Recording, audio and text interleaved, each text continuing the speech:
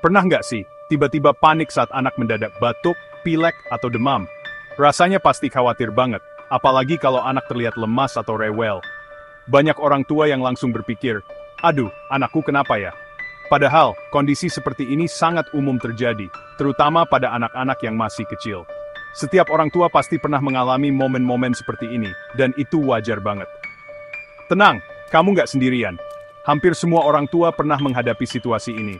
Anak-anak memang lebih sering mengalami batuk, pilek, atau demam, terutama saat mereka mulai masuk daycare atau sekolah. Lingkungan baru, bertemu banyak teman, dan sistem imun yang masih berkembang bikin mereka lebih mudah tertular penyakit. Tapi jangan langsung panik, karena sebagian besar kasus bisa sembuh sendiri dengan perawatan di rumah. Salah satu penyebab utama anak sering bolak-balik ke dokter adalah ISP, atau infeksi saluran pernapasan akut. ISPA ini memang jadi langganan di kalangan anak-anak, terutama di musim hujan atau saat cuaca tidak menentu. Setiap tahun, jutaan anak di Indonesia mengalami ISPA, mulai dari yang ringan sampai yang berat. ISPA adalah infeksi yang menyerang saluran napas, mulai dari hidung, tenggorokan, sampai paru-paru. Gejalanya bisa berupa batuk, pilek, demam, sakit tenggorokan, bahkan sesak napas. Penyebabnya bisa virus atau bakteri, dan penularannya sangat mudah, terutama di tempat ramai seperti sekolah atau tempat bermain. Kenapa anak-anak lebih rentan? Karena sistem imun mereka masih dalam tahap belajar mengenali kuman-kuman baru. Selain itu, saluran napas anak-anak juga lebih kecil dibanding orang dewasa, sehingga lebih mudah tersumbat jika ada lendir atau peradangan. Makanya gejala ISPA pada anak bisa terlihat lebih berat, seperti napas berbunyi atau anak jadi malas makan. ISPA sendiri ada yang ringan, seperti pilek biasa, tapi ada juga yang berat, misalnya bronkitis atau pneumonia. Kalau sudah berat, anak bisa mengalami demam tinggi, napas cepat, atau bahkan kesulitan bernapas. Penting banget untuk tahu perbedaannya supaya bisa bertindak cepat kalau gejala memburuk. Nah, disinilah peran orang tua sangat penting. Kita harus tahu kapan harus tenang dan merawat anak di rumah, dan kapan harus segera membawa anak ke dokter. Jangan sampai panik berlebihan, tapi juga jangan menyepelekan gejala yang serius. Yuk, kita bahas tuntas tentang ISPA, supaya para orang tua bisa lebih siap menghadapi situasi ini. Dengan pengetahuan yang cukup, kita bisa lebih tenang, nggak gampang panik, dan tahu langkah apa yang harus diambil.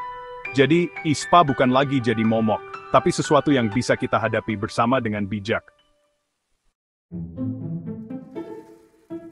ISPA biasanya disebabkan dua hal, virus dan bakteri. Virus seperti rhinovirus, RSV, dan influenza sering bikin pilek dan batuk ringan. Bakteri seperti Streptococcus pneumoniae bisa menyebabkan infeksi lebih berat, seperti pneumonia. Infeksi virus biasanya sembuh sendiri, tapi infeksi bakteri butuh antibiotik dari dokter. Lingkungan juga berperan besar. Polusi, asap rokok, rumah lembab, dan berdebu bikin kuman betah. Asap rokok, apalagi, bikin saluran napas anak makin rentan. Rumah yang padat dan ventilasi buruk juga memperbesar risiko. Jadi, menjaga kebersihan rumah dan udara segar itu penting banget. Dengan begitu, risiko ISPA ditekan. Anak-anak, terutama balita, seringkali belum bisa mengungkapkan dengan jelas apa yang mereka rasakan. Mereka tidak bisa bilang, "Aku sakit tenggorokan," atau "Aku merasa tidak enak badan." Sebagai orang tua, kita harus ekstra peka dan memperhatikan perubahan kecil pada perilaku atau kondisi fisik anak. Terkadang, gejala awal ISPA hanya terlihat dari anak yang lebih rewel, malas makan, atau tampak tidak seceria biasanya. Karena itu, penting untuk selalu waspada dan memperhatikan sinyal-sinyal kecil yang mungkin menandakan anak sedang tidak sehat. Perubahan perilaku, seperti anak yang tiba-tiba menjadi pendiam, mudah marah, atau tidak mau bermain, bisa jadi tanda awal ISPA. ISPA atas biasanya ditandai dengan gejala seperti pilek, hidung tersumbat, batuk kering, bersin-bersin, dan demam ringan. Anak juga bisa mengeluh sakit tenggorokan, suara serak, atau merasa tidak nyaman saat menelan. Meskipun terlihat ringan, gejala ini tetap perlu diwaspadai, terutama jika berlangsung lebih dari beberapa hari. ISPA bawah, seperti bronkitis atau pneumonia, gejalanya jauh lebih berat. Anak bisa mengalami batuk berdahak, napas berbunyi, sesak napas, demam tinggi yang sulit turun, dan tubuh terasa sangat lemas. Tanda bahaya yang harus diwaspadai antara lain, napas yang sangat cepat, tarikan dada yang dalam hingga cekung, bibir atau kuku yang tampak kebiruan, serta anak yang tampak sangat kesulitan bernapas. Jika demam tinggi tidak kunjung turun, meski sudah diberi obat penurun panas, atau anak tampak semakin lemah, jangan ragu untuk segera mencari pertolongan medis. Demam yang terus-menerus bisa menjadi tanda infeksi serius yang memerlukan penanganan dokter. Anak yang sangat lemas, tidak mau minum atau bahkan menolak makan, juga merupakan tanda bahaya. Kondisi ini bisa menyebabkan dehidrasi dan memperburuk infeksi. Jangan tunggu sampai anak benar-benar tidak responsif sebelum bertindak. Khusus untuk bayi di bawah 3 bulan, apapun gejalanya, sekecil apapun, sebaiknya langsung dibawa ke dokter. Bayi usia ini sangat rentan, dan gejala bisa berkembang sangat cepat, sehingga penanganan dini sangat penting untuk mencegah komplikasi. Jangan pernah menunda untuk membawa anak ke dokter jika muncul tanda-tanda bahaya. Semakin cepat anak mendapat penanganan, semakin besar peluang untuk sembuh tanpa komplikasi. Kenali perbedaan antara lampu kuning, tanda peringatan yang harus diwaspadai, dan lampu merah, tanda bahaya yang mengharuskan segera ke dokter. Edukasi ini penting agar kita tidak panik, tapi juga tidak menyepelekan gejala yang muncul. Ingat, lebih baik waspada dan bertindak cepat daripada menyesal karena terlambat. Keselamatan dan kesehatan anak adalah prioritas utama. Dengan menangani gejala ISPA sedang dini, kita bisa melindungi buah hati dari risiko wabah. ISPA itu banyak jenisnya, dari yang ringan sampai berat. Pilek biasanya sembuh sendiri, cukup istirahat dan minum. Faringitis radang tenggorokan, bisa karena virus atau bakteri. Kalau sakit menelan parah dan demam tinggi, segera ke dokter. Bronkitis bikin batuk berdahak, seringnya karena virus biasanya sembuh sendiri. Yang paling berbahaya, pneumonia. Gejalanya sesak napas cepat, tarikan dada. Ini darurat medis, harus segera ke rumah sakit. Kenali gejalanya, jangan anggap remeh. Deteksi dini bisa menyelamatkan nyawa. ISPA mudah menular lewat droplet saat batuk, bersin, atau bicara. Di sekolah atau daycare, satu anak pilek bisa menular ke banyak teman dalam hitungan hari. Penularan juga bisa lewat tangan dan benda yang terkontaminasi, seperti mainan atau gagang pintu. Anak sehat permainan, lalu pegang wajah, virus pun pindah. Di rumah, penularan bisa terjadi antar anggota keluarga, apalagi kalau tidak cuci tangan. Jaga kebersihan tangan dan barang-barang di sekitar anak. Ajarkan etika batuk dan bersin yang benar. Kebiasaan kecil ini bisa mencegah penularan besar. Saat ke dokter, biasanya dimulai dengan tanya jawab soal gejala anak. Pemeriksaan fisik, dokter listen napas pakai stetoskop, cek tenggorokan, hidung, telinga, dan amati kondisi umum anak. Dokter juga hitung laju napas dan cek warna kulit atau bibir. Kalau dicurigai ISPA berat, bisa perlu röntgen dada atau tes darah.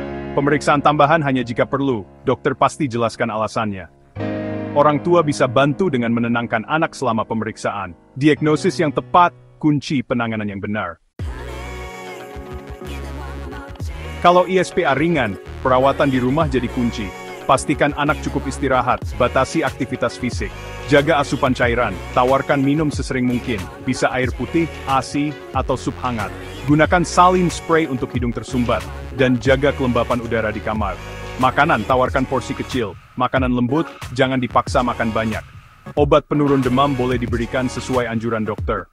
Jangan pernah beri antibiotik tanpa resep. Obat batuk pilek sebaiknya konsultasi dulu ke dokter, terutama untuk anak kecil. Fokus pada kenyamanan dan pemulihan anak. Pantau terus gejala, jika memburuk segera ke dokter. Pencegahan selalu lebih baik daripada mengobati, terutama ketika menyangkut kesehatan anak-anak kita. Sebagai orang tua, kita memegang peran sentral dalam menjaga buah hati tetap sehat dan terlindungi dari berbagai penyakit, termasuk infeksi saluran pernapasan akut atau ISPA. Setiap langkah kecil yang kita lakukan di rumah bisa menjadi fondasi kuat untuk masa depan anak yang lebih sehat. Imunisasi lengkap adalah benteng utama yang tidak boleh dilewatkan. Pastikan anak mendapatkan vaksin DPT, HB, PCV, dan influenza sesuai jadwal. Imunisasi ini membantu membangun pertahanan tubuh anak terhadap kuman dan virus berbahaya, sehingga risiko terkena ISPA bisa ditekan semaksimal mungkin. Jangan ragu untuk berkonsultasi dengan tenaga kesehatan jika ada pertanyaan tentang jadwal atau jenis vaksin. Selain imunisasi, kebiasaan hidup bersih sangat penting. Biasakan anak mencuci tangan pakai sabun, terutama sebelum makan, setelah bermain, Dan setelah dari toilet, ajarkan juga etika batuk dan bersin, seperti menutup mulut dengan tisu atau siku, agar kuman tidak menyebar ke orang lain. Kebiasaan sederhana ini bisa mencegah penularan penyakit di lingkungan keluarga. Pastikan rumah memiliki ventilasi yang baik agar udara segar bisa masuk dan sirkulasi udara tetap lancar. Rutin membersihkan debu di seluruh ruangan, terutama di area bermain anak, sangat penting untuk mencegah penumpukan kuman dan alergen.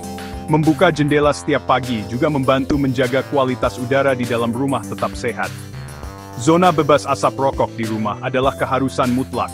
Asap rokok sangat berbahaya bagi anak-anak, terutama bagi saluran pernapasan mereka yang masih berkembang. Pastikan tidak ada yang merokok di dalam rumah atau di sekitar anak, demi kesehatan seluruh anggota keluarga. Nutrisi optimal juga sangat penting. Berikan ASI eksklusif selama 6 bulan pertama kehidupan, lalu lanjutkan dengan MPASI bergizi seimbang. Pastikan anak mengonsumsi banyak buah, sayur, protein dan mineral penting seperti zinc. Nutrisi yang baik akan memperkuat daya tahan tubuh anak, sehingga mereka lebih siap melawan infeksi. Anak yang mendapatkan gizi cukup dan seimbang akan tumbuh lebih sehat, aktif, dan lebih tahan terhadap serangan infeksi. Aktivitas fisik di luar ruangan juga membantu memperkuat tubuh dan meningkatkan imunitas. Lingkungan rumah yang bersih dan kebiasaan hidup sehat akan sangat mengurangi risiko ISPA. Libatkan seluruh anggota keluarga dalam menjaga kebersihan rumah dan lingkungan sekitar, agar anak tumbuh di tempat yang aman dan sehat. Orang tua punya peran besar dalam pencegahan penyakit. Dengan perhatian, kasih sayang, dan edukasi yang tepat, kita bisa membentuk kebiasaan sehat sejak dini pada anak-anak. Jadilah contoh yang baik, karena anak akan meniru apa yang dilakukan orang tuanya. Ingat, investasi kesehatan anak dimulai dari rumah. Setiap upaya kecil yang dilakukan orang tua hari ini akan menjadi bekal berharga untuk masa depan anak yang lebih sehat, kuat, dan bahagia. Jangan ragu ke dokter jika anak sulit bernapas, napas cepat, tarikan dada cekung, atau bibir kebiruan. Anak sangat lemas, tidak merespons, atau menolak minum juga tanda bahaya. Komplikasi ISPA bisa terjadi, seperti infeksi telinga, sinusitis, bronkiolitis, atau pneumonia. Jangan tunda jika gejala memburuk. Lebih baik dianggap lebay daripada terlambat bertindak. Kenali tanda bahaya, segera cari pertolongan medis. Kesehatan anak adalah prioritas utama.